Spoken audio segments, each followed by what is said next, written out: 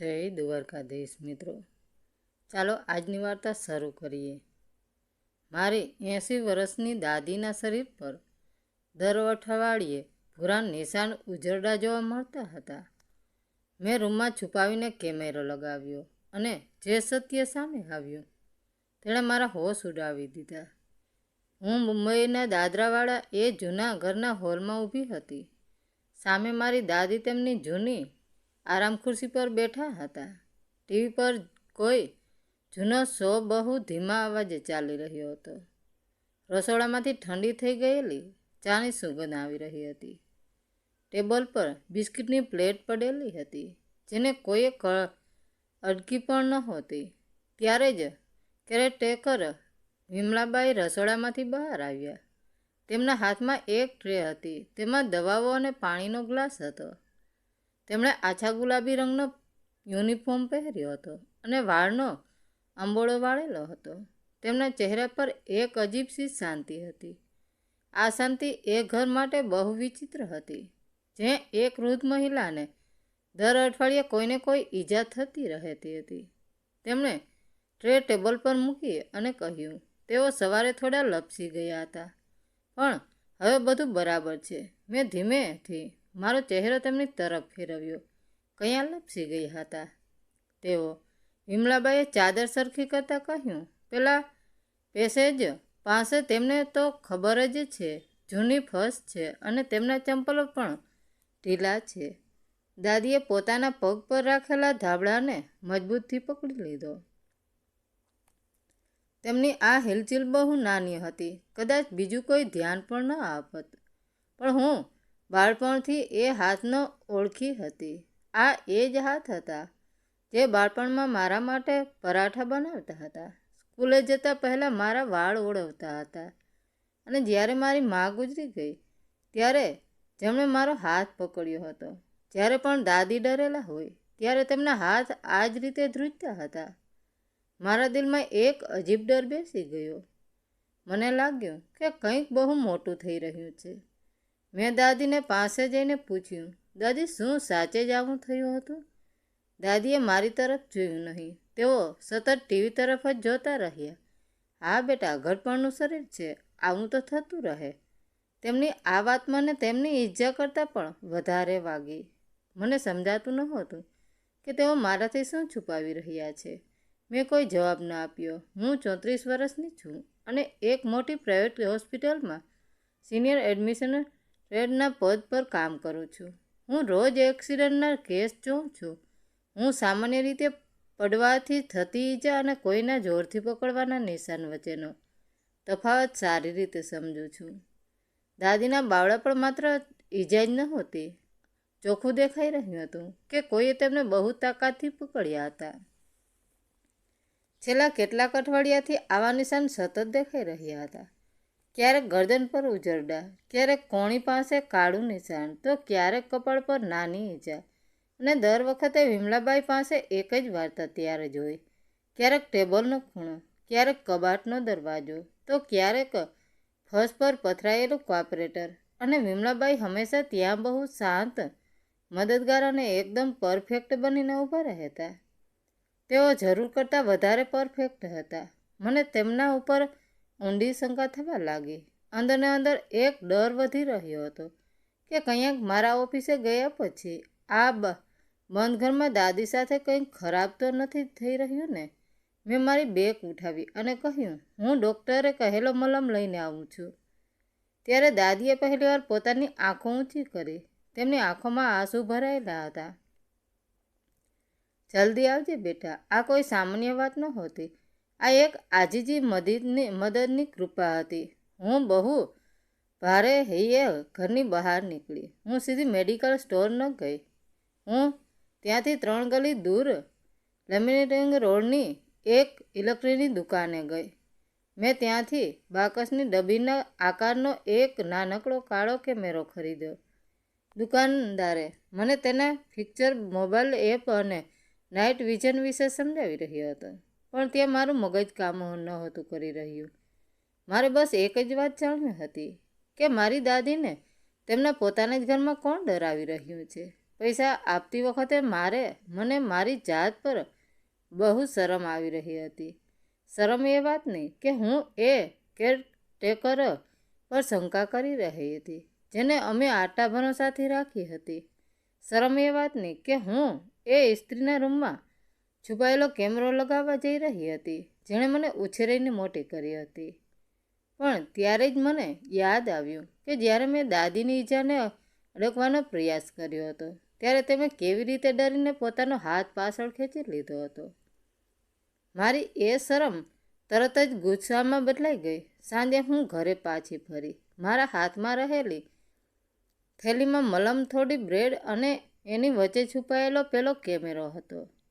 મેં રાત પડવાની રાહ જોઈ. જ્યારે વિમલાબાઈનો જવાનો સમય થયો ત્યારે મેં તેમને વિદાય આપી. પછી મેં દાદીને પથારીમાં સુવડાવ્યા અને જાતને એકદમ સામાન્ય દેખાડવાનો પ્રયાસ કર્યો. જ્યારે દાદી સૂઈ ગયા ત્યારે હું હોલમાં આવી. મેં એક ખૂણામાં ખુરશી તેના પર ચઢી અને દિવાલ પર લટકાવેલી ભગવાન કૃષ્ણની જૂની ફ્રેમ પાછળ એ કેમેરાને સેટ કરી દીધો. ત્યાંથી આરામ ખુરશી, પેસેજ અને ઘરનો મુખ્ય દરવાજો ચોખ્ખા દેખાઈ રહ્યા હતા. ત્યારે જ પાછળથી અવાજ આવ્યો, તું ત્યાં શું કરી રહી છે મીરા? હું ડરીને જલ્દીથી નીચે ઉતરી ગઈ. દાદી દરવાજા ઉપર ઊભા હતા. કંઈ નહીં દાદી, પેલી ફ્રેમ થોડી વાગી હતી. દાદીએ મારી સામે બહુ ઊંડી ઉદાસથી જોયું, જાણે તેમને બધી ખબર હોય, જાણે તેઓ મને કંઈક કરતાં રોકવા માંગતા હોય. એ રાત્રે હું મારા ઘરે પાછી આવી ગઈ પણ સૂઈ ન શકી. મેં મારું લેપટોપ બેડ પર ખુલ્લું રાખ્યું હતું. ફોન પાસે ચાર્જ થઈ રહ્યો હતો અને કેમેરાની એપ ચાલુ હતી. રાત્રે 9 વાગ્યે હોલ એકદમ શાંત હતો. 10 વાગ્યા સુધી દાદી ટીવી જોઈ રહ્યા હતા. 11 વાગે તેમણે લાઇટ બંધ કરી દીધી અને આખા ઘરમાં અંધારું છવાઈ ગયું. ફક્ત બારીમાંથી શેરની આછો પ્રકાશ આવી રહ્યો હતો. ત્યાં જ રાત્રે 11:38 મારા ફોનની સ્ક્રીન ઝબકી. મેસન એલર્ટનું નોટિફિકેશન હતું. હું પથારીમાં બેઠી થઈ ગઈ. મારું હૃદય એટલી જોરથી ધડકી રહ્યું હતું કે મને મારી છાતીમાં દુખાવો થવા લાગ્યો. સ્ક્રીન પર ઇમેજ ક્લિયર થવામાં થોડી સેકન્ડો લાગી. સૌથી પહેલાં વિમલાબાઈ રૂમમાં આવતા દેખાયા. પણ આ વખતે તેઓ તેમના યુનિફોર્મમાં નહોતા. તેમણે ઢીલો પાયજામો અને ઘેરા રંગની ટી શર્ટ પહેરી હતી. વાળ ખુલ્લા હતા. તેઓ દાદી પાસે ગયા, તેમનો ધાબળો સરખો કર્યો, તેમને પાણી આપ્યું અને બહુ ધીમેથી કંઈક કહ્યું. મેં મારા ભવા ચડાવ્યા. આ કોઈ હુમલો નહોતો લાગી રહ્યો. આ તો સાર સંભાળ હતી. ત્યારે જ રાત્રે 11:42 ઘરનો મુખ્ય દરવાજો ખુલ્યો. એક માણસ દરવાજો ખખડાવ્યા વિના જ અંદર આવ્યો. જાણે કે એ ઘર તેનું જ હોય. તે ઊંચો હતો. તેના શર્ટના બટન ખુલ્લા હતા. હાથમાં મોંઘી ઘડિયાળ હતી અને તેની ચાલવાની રીત બહુ રૂઆબદાર હતી. મારું મગજ આ સત્ય સ્વીકારે એ પહેલાં જ મારું આખું શરીર ઠંડુ પડી ગયું. તે માણસ બીજું કોઈ નહીં, મારા સગા કાકા રમેશ હતા. તેઓ દાદીના સૌથી લાડકા દીકરા હતા. એ જ બિઝનેસમેન કાકા જે સન્ડેના લંચ પર મોટી મોટી વાતો કરતા હતા. તેઓ હંમેશા કહેતા હતા કે તેમની પાસે માને મળવાનો સમય જ નથી, પણ જ્યારે પણ મિલકત કે વસિયતની વાત આવે ત્યારે તેઓ સૌથી પહેલાં પહોંચી જતા હતા. રમેશ કાકાએ અંદર આવતા જ દરવાજાની કુંડી મારી દીધી. દાદી આરામ ખુરશીમાં સંકોચાઈ ગયા. વિમલાબાઈ તરત જ દાદીની આગળ આવીને ઊભા રહી ગયા. એ દર્દનાક દ્રશ્ય જોઈને મારા શ્વાસ થંભી ગયા. રમેશ કાકાના હાથમાં લીલા રંગની એક ફાઇલ અને શાહીનો પેડ હતો. તેમનો ચહેરો ગુસ્સાથી લાલ હતો. માં, મેં તમને કેટલી વાર કહ્યું છે કે આ વસિયત પર સહી કરી દે. તારા ગયા પછી આ આખું ઘર અને ફિક્સ ડિપોઝિટ પેલા અનાથ આશ્રમમાં જશે એવું તું વિચારે છે? હું તારો સગો દીકરો છું. રમેશ કાકાનો અવાજ હોલમાં ગુંજી ઉઠ્યો. દાદી ડરથી ધ્રુજી રહ્યા હતા. તેમણે નબળા અવાજે કહ્યું, રમેશ, તારી પાસે પહેલેથી જ બધું છે. બેટા, આ ઘર તારા પિતાની છેલ્લી નિશાની છે. હું આને વેચવા નહીં દઉં. બકવાસ બંધ કર ડોસી, કહીને રમેશ કાકાએ આગળ વધીને દાદીનો ડાબો હાથ જોરથી પકડ્યો, બરાબર એ જ જગ્યાએ જે ગઈકાલે પેલો ભૂરો ઉજરડો પડ્યો હતો. દાદી પીડાથી કણસી ઉઠ્યા. વિમલાબાઈ તરત જ વચ્ચે પડ્યા. સાહેબ, રહેવા દો. માજીની તબિયત સારી નથી. તેમને દુખાવો થાય છે. પ્લીઝ તેમને છોડી દો. રમેશ કાકાએ ગુસ્સામાં વિમલાબાઈને જોરથી ધક્કો માર્યો.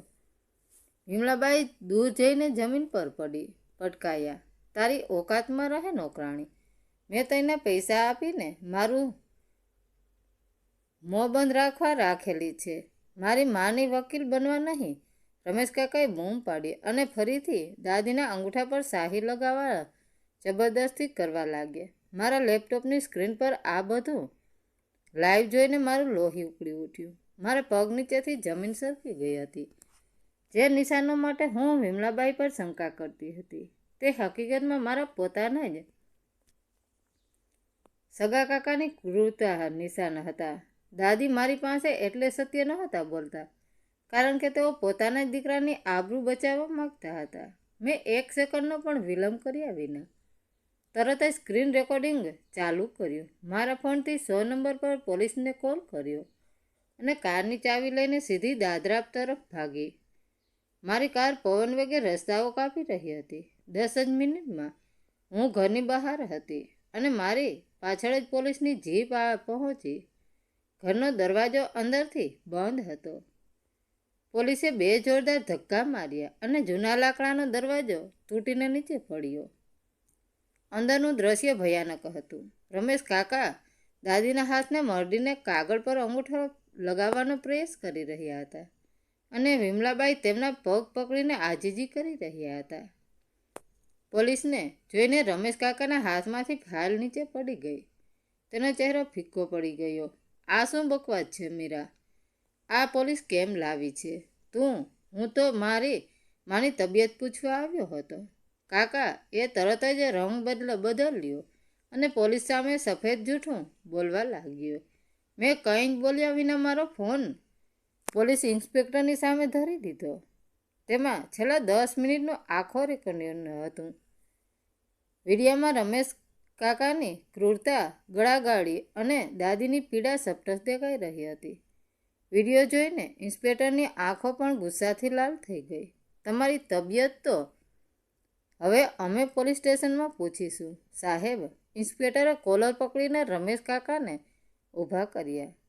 વરિષ્ઠ નાગરિક પર અત્યાચાર અને સંપત્તિ પચાવી પાડવાના ગુનામાં તમારી આખી જિંદગી જેલમાં જશે.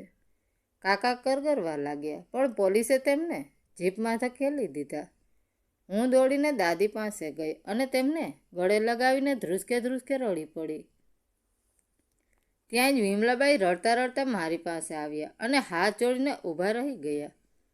મને માફ કરજો દીદી. રમેશ સાહેબે મને ધમકી આપી હતી કે જો હું તમને કે પોલીસને કંઈ પણ કહીશ તો તેઓ મારી નોકરી છીનવી લેશે અને મારા જેવા જુવાન દીકરાને ચોરીના જૂઠા કેસમાં ફસાવી દેશે. હું બહુ ગરીબ છું દીદી.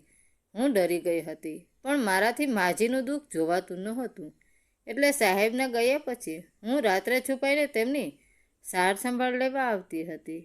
એ પડવાથી નહોતા વાગતા. એ સાહેબની મારના નિશાન હતા. મારી આંખોમાંથી ચોધારા આંસુ વહેવા લાગ્યા. હું કેટલો મોટો ગુનો કરવા જઈ રહી હતી. મેં એ સ્ત્રીને પર શંકા કરી જે પોતાના જીવના જોખમે પણ મારી દાદીની રક્ષા કરી રહી હતી. મેં વિમલાબાઈના હાથ પકડી લીધા અને કહ્યું, તમારે માફી માગવાની જરૂર નથી વિમલા કાકી. માફી તો મારે માગવી જોઈએ. તમે તો મારી દાદીને માટે ફરિશ્તો બનીને આવ્યા છો. એ રાત્રે એ ઘરમાંથી હંમેશા માટે ભય અને ક્રૂરતાનો પડછાયો દૂર થઈ ગયો. જે દીકરાને દાદીએ સૌથી વધુ પ્રેમ કર્યો હતો તે જ ઘસાઈ નીકળ્યો અને જે પારકી હતી તે રક્ષક સાબિત થઈ. સંબંધો લોહીથી નહીં પણ પ્રેમ અને સાચવણીથી બંધાય છે. એ સત્ય આજે મારી સામે એકદમ સ્પષ્ટ થઈ ગયું હતું. મેં દાદીનો હાથ મારા હાથમાં લીધો. એ હજુ પણ ધ્રુજી રહ્યા હતા પણ હવે એમાં ડર નહોતો, ફક્ત અપાર શાંતિ હતી. તો મિત્રો, વાર્તા કેવી લાગી? સારી લાગી હોય તો કોમેન્ટ કરીને જરૂર જણાવજો. ધન્યવાદ મિત્રો. રાધે રાધે. જય દ્વારકાધીશ.